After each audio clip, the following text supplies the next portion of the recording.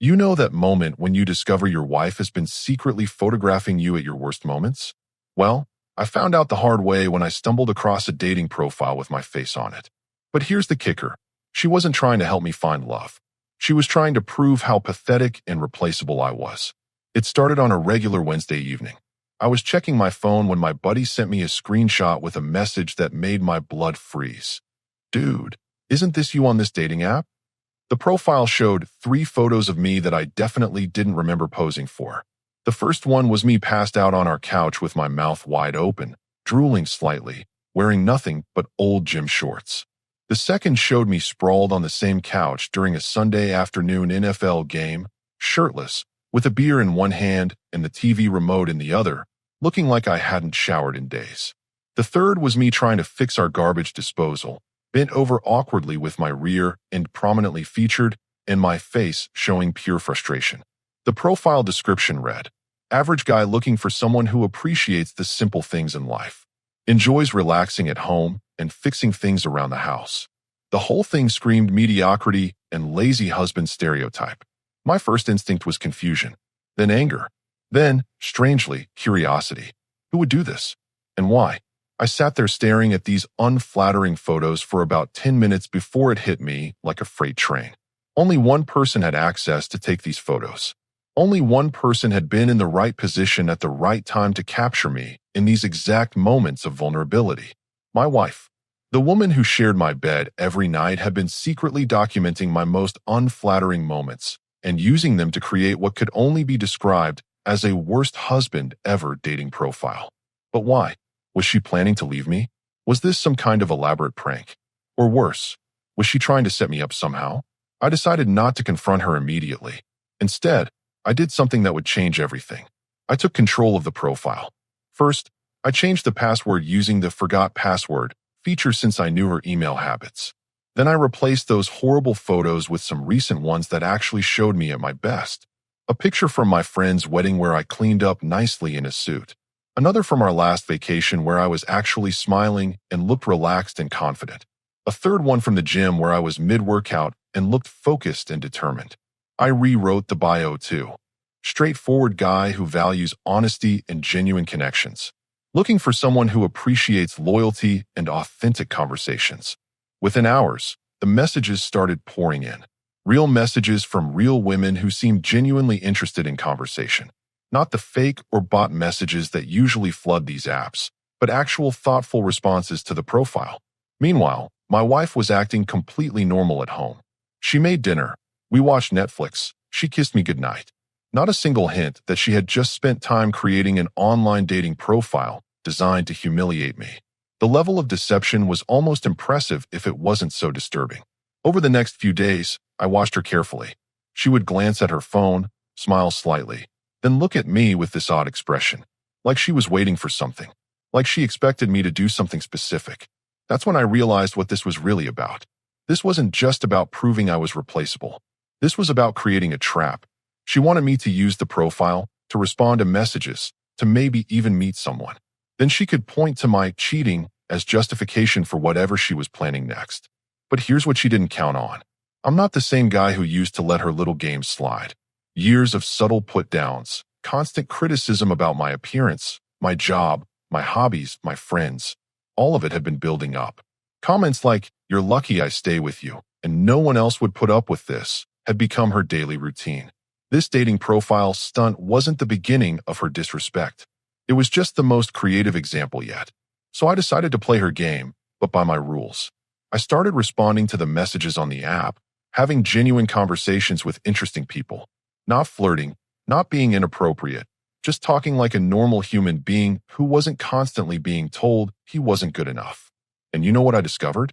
I'm actually pretty good at conversation when I'm not walking around my own house feeling like I need to apologize for existing. The women messaging me seemed to think I was funny, intelligent, and worth their time. What a concept. My wife's behavior became even more interesting. She started checking her phone more frequently, and I could tell she was monitoring the profile somehow, probably expecting to catch me red-handed any day now. The anticipation in her eyes was almost amusing. After about a week of this, I decided it was time to escalate things. I arranged to meet one of the women who had been messaging me. Nothing romantic, Just coffee and conversation with someone who treated me like a human being rather than a disappointing roommate. I made sure to leave my phone unlocked on the kitchen counter while I showered, knowing my wife's nosiness would kick in. Sure enough, when I came downstairs, she had that look. The look of someone who had just discovered exactly what she was hoping to find. "Going somewhere special tonight?" she asked with fake casualness. "Just meeting a friend for coffee," I replied, straightening my shirt. "Anyone I know?" "Nope." I grabbed my keys and headed for the door, feeling her eyes burning into my back. As I reached the doorway, I turned around and gave her my best smile. "Don't wait up." The coffee shop was busy for a Thursday evening. I arrived 15 minutes early and chose a table near the window where I could see the parking lot. Call it paranoia, but I had a feeling I wouldn't be dining alone tonight. Not because of my date, but because of my shadow. She showed up right on time. Professional looking, confident smile, and she actually seemed happy to see me. When was the last time someone looked genuinely pleased to be in my presence? I couldn't remember. "You look exactly like your photos," she said, settling into her chair. "That's refreshing these days." "Well, I recently updated them," I replied with a slight grin. Figured it was time for a more accurate representation. We ordered coffee and started talking. Real conversation about books, travel, work, life goals. She was intelligent, funny, and best of all, she wasn't analyzing every word I said for hidden flaws. No eye rolling, no sighing, no subtle hints that I was disappointing her just by breathing. About 20 minutes into our conversation, I spotted a familiar car parked across the street. My wife's white Honda, with her distinctive bumper sticker collection still visible even in the evening light. She was sitting in the driver's seat, phone in hand, probably taking photos through the coffee shop window. "This is going to sound strange," I said to my date, "but see that white Honda across the street? That's my wife." Her coffee cup froze halfway to her lips. "Your wife?" "Let me explain. A couple weeks ago, I found a dating profile online with my pictures on it. Terrible pictures that made me look like a complete loser. Pictures I never posed for or approved. It took me about 2 seconds to figure out who had created it." "She made a fake dating profile of you?" "Exactly. But here's the interesting part. She used the worst possible photos she could find. Me sleeping with my mouth open, me lounging around looking like a slob, me bent over fixing appliances. Real attractive stuff." She leaned forward, clearly intrigued. "Why would she do that?" "I think she wanted to prove that I'm so unattractive and replaceable that no decent woman would be interested in me. Like some kind of twisted social experiment to confirm her daily commentary about how lucky I am that she puts up with me. That's..." She paused, searching for words. "That's actually kind of psychotic, right? But here's where it gets interesting. Instead of confronting her about it, I decided to play along. I updated the profile with better photos and started having actual conversations with people. Like this one." She glanced toward the window where my wife's car was still parked. "So she's out there right now thinking she's caught you cheating? Probably taking photos for her divorce lawyer as we speak. Except we're just having coffee and talking. Nothing inappropriate happening here. This is unreal. Does she know that you know she created the profile?" "Not yet, but I'm planning to share that little detail soon. See, I think this whole thing was meant to be a trap. She creates the profile expecting me to use it inappropriately. Then she catches me, and suddenly I'm the bad guy in the divorce. Perfect plan, except for one problem." "What's that?" "I'm not actually doing anything wrong. Having coffee with someone isn't cheating. Having a normal conversation with a person who treats me with basic respect isn't a crime. But her sitting out there stalking me and taking secret photos? That's a whole different story." My date shook her head in amazement. "How long have you been married?" 8 years. And for about 6 of those years, she's been systematically tearing down my confidence with little comments about my appearance, my job, my friends, everything really. This dating profile thing isn't the start of her disrespect. It's just the most creative example yet. So what are you going to do? I'm going to let her collect all the evidence she wants from tonight. Then I'm going to show her exactly what real evidence looks like. Screenshots of the original profile she created, documentation of her creating fake accounts, proof that she's been secretly photographing me for months. When this is all over, she's going to wish she'd just asked for a divorce honestly instead of trying to manipulate the situation. We continued talking for another hour. She told me about her job as a marketing coordinator, her weekend hiking trips, Her book club that actually sounded fun, unlike my wife's group that seemed to exist solely for complaining about husbands. It was refreshing to have a conversation that didn't involve someone pointing out my shortcomings every 5 minutes. When we were getting ready to leave, I glanced outside again. My wife's car was still there, now with the interior light on. She was definitely working on something, probably uploading photos and crafting her victim narrative for tomorrow's confrontation. "Thank you for tonight," my date said as we walked toward the parking lot. "This was definitely the most interesting coffee I've had in a while. Thank you for understanding the situation. Not everyone would be so cool about accidentally being part of someone else's marriage drama. Are you going to be okay? This sounds like a pretty toxic situation. I'm going to be better than okay. For the first time in years, I'm thinking clearly about what I actually want and what I'm willing to tolerate. Tonight has been very educational. As I walked to my car, I could feel my wife's eyes following my every move. I waved cheerfully in the direction of her Honda before getting in and driving home. Let her sit there and process whatever story she was planning to tell. By the time I was done with my response, her narrative was going to fall apart completely. I drove home knowing that tomorrow would bring the confrontation she'd been building toward. But what she didn't realize was that I'd been building towards something too. Something that would end this ridiculous situation once and for all. The next morning came with the performance I'd been expecting. My wife was practically vibrating with anticipation as she made coffee, stealing glances at me every few seconds like she was waiting for the perfect moment to drop her bombshell. "Sleep well?" she asked with fake sweetness. "Like a baby," I replied, not looking up from my phone. She waited another minute before striking. "So, how was your coffee last night?" "Good coffee. Good conversation. Thanks for asking. Anyone interesting?" I finally looked up at her, and I could see she was practically bursting to reveal her big discovery. "Very interesting, actually. Smart, well-read, treats people with respect. You know, basic human decency stuff." Her face flushed slightly. "That's nice. I'm sure she was impressed with you." The way she said impressed made it clear she thought the exact opposite. Time to start laying my groundwork. Actually, she was. Funny how different people can have completely different perspectives on the same person, right? Some people see potential, others just see problems. While she processed that comment, I excused myself to my home office. I had work to do, and not the kind she was expecting. Over the next few hours, I systematically documented everything. Screenshots of the original dating profile with those awful photos. Screenshots showing the creation date and the email address used to set it up. Her email address that she thought I didn't know the password to. Photos of her taking photos of me without my knowledge over the past few months, saved in her cloud storage that we shared. But the real gold mine was her text message history with her sister. Apparently, she'd been sharing her brilliant plan for weeks. Messages like, "I created the perfect trap," and "when he takes the bait, I'll have everything I need for the divorce," and my personal favorite, "Those photos make him look pathetic. No woman would want him." I also found evidence of her monitoring the dating profile activity. She'd been tracking every message, every interaction, waiting for me to slip up so she could play the victim card. The irony was beautiful. While she was building her case against me, she was actually building my case against her.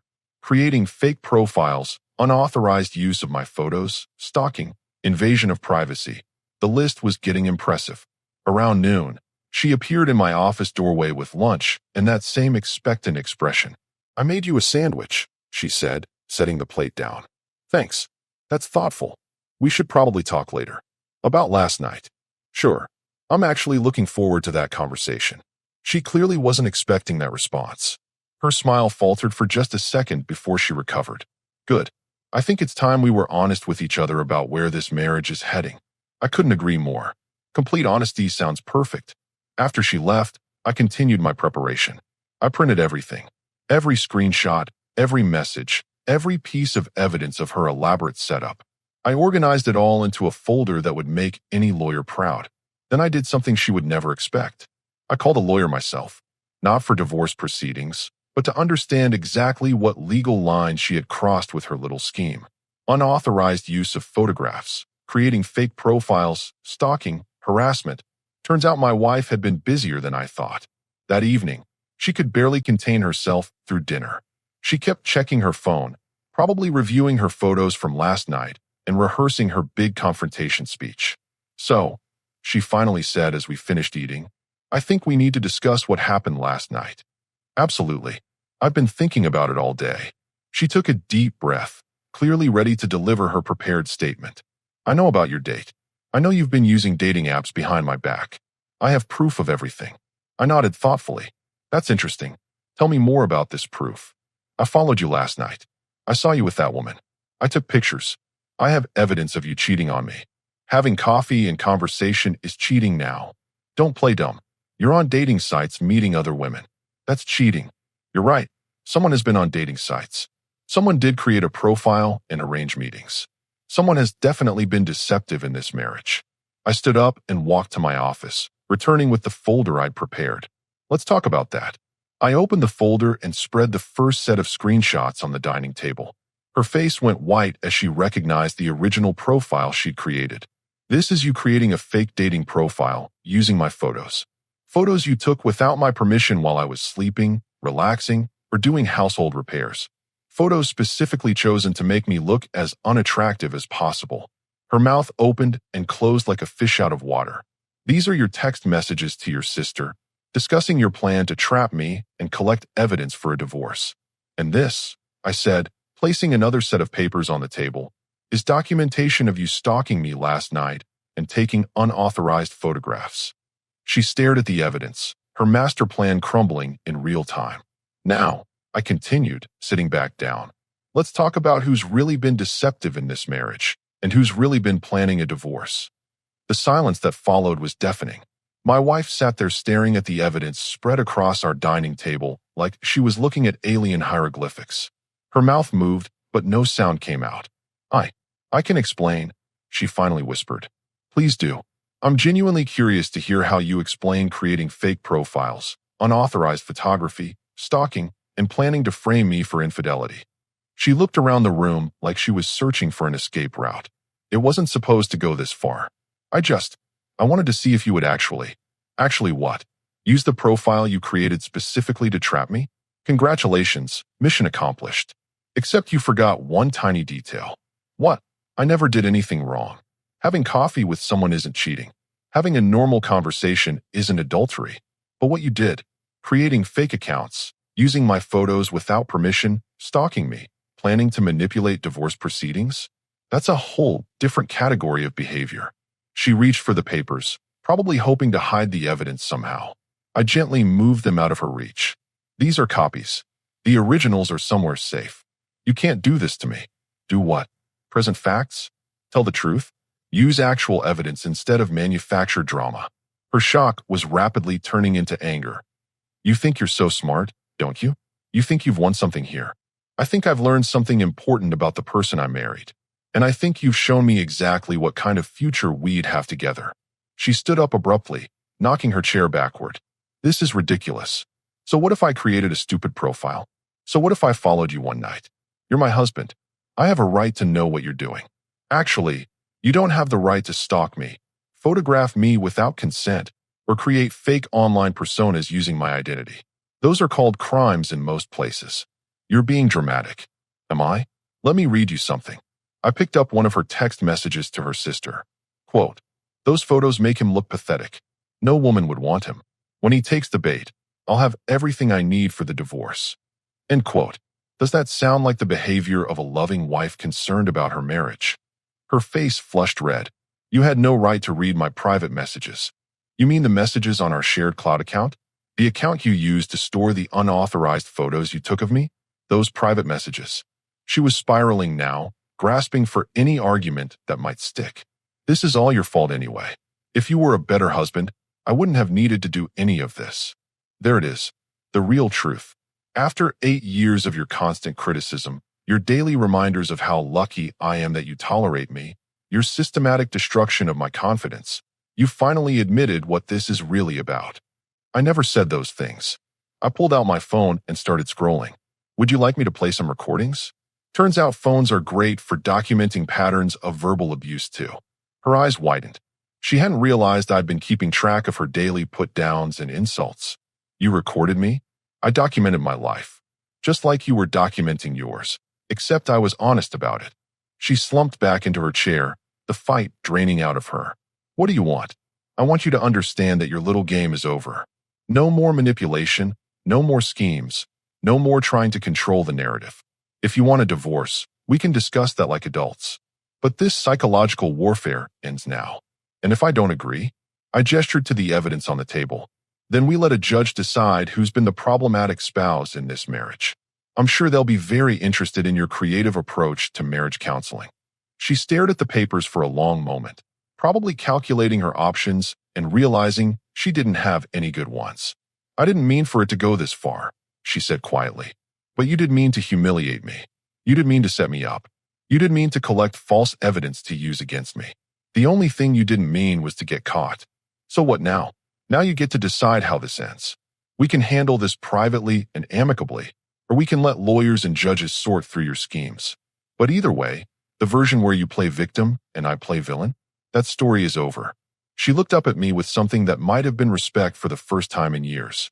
Or maybe it was just fear. Either way, it was a significant improvement over the contempt I'd grown accustomed to. I need time to think. Take all the time you need. But while you're thinking, remember that I have copies of everything. Every message, every photo, every piece of evidence of what you've been planning. Make your decisions accordingly. She nodded slowly and headed upstairs without another word. As I sat there looking at the scattered evidence of her elaborate deception, I felt something I hadn't experienced in years. Relief. For the first time in our marriage, I was the one holding all the cards. 3 days passed in complete silence.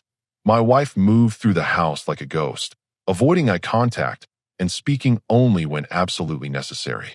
I could practically hear the wheels turning in her head as she tried to figure out an exit strategy that didn't leave her looking like the villain in this story. On Saturday morning, she finally broke. "I've been thinking about what you said," she announced over breakfast, her voice careful and measured. "And maybe we should consider counseling. Work through our issues together." I almost choked on my coffee. After everything she'd done, she was still trying to manipulate the situation. Counseling to work through which issues exactly? Your stalking hobby? Your fake profile creation skills? Your talent for secretly photographing people? Our marriage issues? The problems we've both contributed to? Both contributed to, I repeated slowly. That's interesting phrasing. She shifted uncomfortably. I'm willing to admit I made some mistakes. Some mistakes, like creating multiple felonies, was just an oopsie moment. Her carefully constructed composure cracked slightly. Fine. I screwed up, okay? But you're not innocent either. You went on that date. You talked to other women. After you created a fake profile specifically designed to make that happen. After you set up an elaborate trap. After you spent months planning this whole scenario. But sure, let's focus on me having coffee with someone. She stood up abruptly and started pacing. This is exactly what I'm talking about. You twist everything to make me look bad. I don't need to twist anything. The evidence speaks for itself. Evidence, evidence, evidence. That's all you care about now. What happened to forgiveness? What happened to working through problems together? I leaned back in my chair, studying her. You want to know what happened to working through problems together? It died somewhere around year 3 when you decided I was the problem that needed to be managed rather than the partner you chose to build a life with. That's not fair. You spent 5 years systematically tearing down my confidence, and then created an elaborate scheme to prove I was worthless. But I'm the one being unfair. She stopped pacing and turned to face me. So that's it. You're just going to throw away 8 years of marriage. I'm not throwing anything away. You threw it away when you decided manipulation was more appealing than communication. People make mistakes. People deserve second chances. This wasn't a mistake. This was a calculated, planned campaign that took months to execute. You researched dating apps. You strategically photographed me at my worst moments. You created fake accounts. You coordinated with your sister. You monitored my activity. You stalked me. That's not a mistake. That's a lifestyle choice. Her eyes filled with tears, but they looked more like frustration than genuine remorse. So what do you want from me? You want me to beg? You want me to grovel? I want you to be honest. For once in this conversation, just tell the truth about what you were really trying to accomplish. She was quiet for a long moment, and I could see her internal struggle. Part of her wanted to keep playing victim, but part of her knew that game was over. I wanted proof that you didn't deserve me, she finally admitted. I wanted to confirm that I was settling for someone beneath my league. There it is. Thank you for the honesty. But I was wrong, she added quickly. I see that now. No, you're not wrong about us being incompatible. You're just wrong about who's settling for whom. That hit harder than she expected. Her tears stopped and her expression hardened. What's that supposed to mean? It means I spent 8 years trying to be good enough for someone who was never going to think I was good enough, no matter what I did. You didn't create that dating profile to test me. You created it to confirm what you already believed. And what's that? That you're too good for me. That I'm lucky to have you.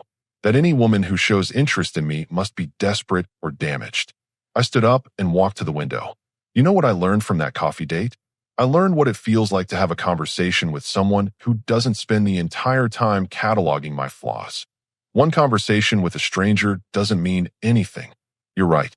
One conversation doesn't mean anything.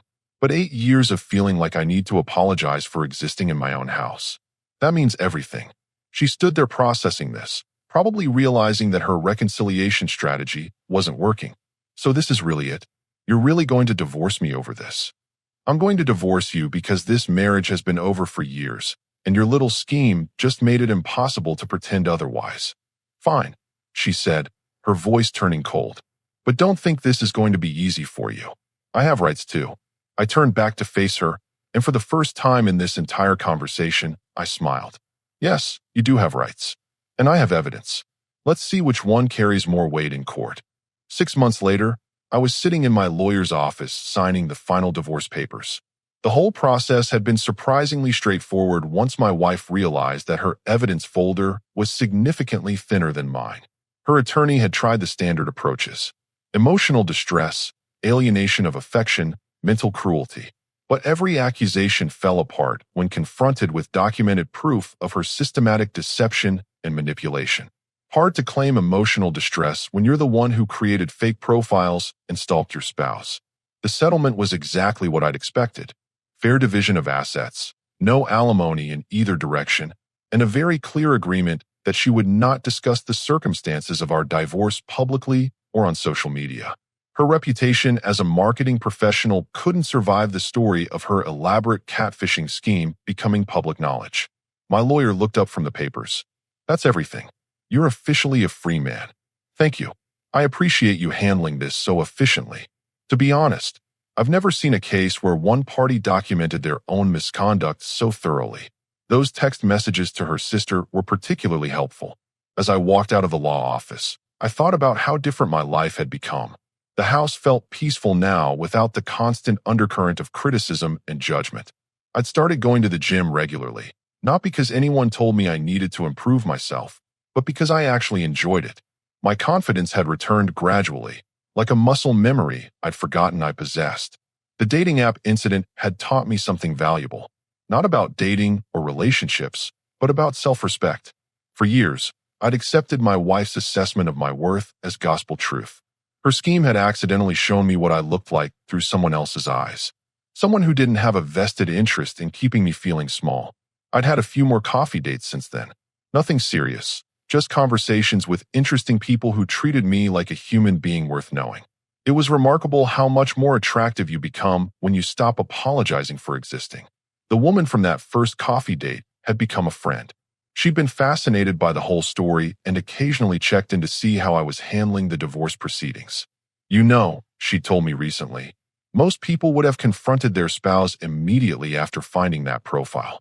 The fact that you turned it into a learning experience shows real emotional intelligence. Emotional intelligence, not words I'd heard applied to myself in quite a while. 3 weeks after the divorce was finalized, I ran into my ex-wife at Target. She was with a man I didn't recognize, and she looked different somehow. Smaller, less sure of herself. When she spotted me in the electronics section, her first instinct was to turn around and leave, but her companion had already seen me and was walking over. You must be the ex-husband, he said with a friendly smile, extending his hand. I've heard a lot about you. I shook his hand, curious about what version of our story she'd shared. All good things, I hope. My ex-wife appeared beside him looking mortified. We should go, she said quickly. Actually, her new boyfriend continued. She told me about the whole dating profile thing. That was pretty clever how you handled that situation. I glanced at my ex-wife, whose face had gone completely white. Apparently, Her new relationship was built on a more honest foundation than our marriage had been. It was educational. I replied diplomatically. Well, you certainly came out ahead. Good for you for not letting someone walk all over you like that. As they walked away, I heard my ex-wife hissing something about oversharing and inappropriate topics. Some things never change. Later that evening, I was at home watching Sunday Night Football with a beer and my phone nearby, responding to messages from friends who wanted to grab dinner or catch a movie. The couch where she'd secretly photographed me looking slovenly was now just a comfortable place to relax, not a crime scene for evidence collection. The whole experience had taught me that respect isn't something you can demand or manipulate into existence. It's something you earn by respecting yourself first. My ex-wife had spent years trying to prove I wasn't worth her time, and ironically, she'd succeeded in proving that she wasn't worth mine. The funny part was, she'd been right about one thing. I was replaceable in her life, but she'd been wrong about everything else. I wasn't desperately lucky to have someone settle for me. I wasn't pathetic or unattractive or unworthy of genuine affection. I was just someone who'd forgotten his own value for a while. And thanks to her elaborate scheme to prove my worthlessness, I'd remembered exactly who I was when someone wasn't constantly telling me who I wasn't. The irony wasn't lost on me. She'd created that dating profile to prove how replaceable I was, and all she'd proven was how replaceable she was. Turns out, when you spend years making someone feel small, they eventually realize they can feel much bigger without you. My phone buzzed with a text from a colleague asking if I wanted to join their club. The same colleague who'd mentioned last week that his sister had enjoyed our conversation at the company barbecue and wondered if I was single. I smiled and typed back, absolutely. What are we reading this month? Life after marriage was turning out to be exactly what I'd hoped it would be. Peaceful, honest, and full of people who were genuinely happy to see me walk into a room. Some replacements, it turns out, are significant improvements.